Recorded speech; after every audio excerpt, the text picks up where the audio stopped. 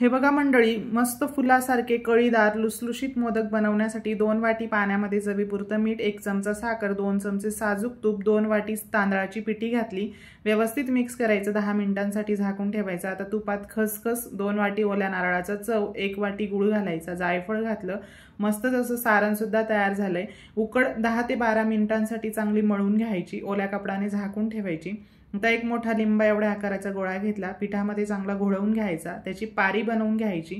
आता मधलं बोट आणि अंगठा मागच्या साईडने आणि वरच्या बाजूने तर्जनी येऊ द्यायची. अशा पद्धतीने आपल्याला इथे या मोदकाला कळ्या करून घ्यायच्या आहेत. आता आतमध्ये सारण भरायचं आणि मस्तच सुबक असा कळीदार आपला इथे मोदक तयार झालाय.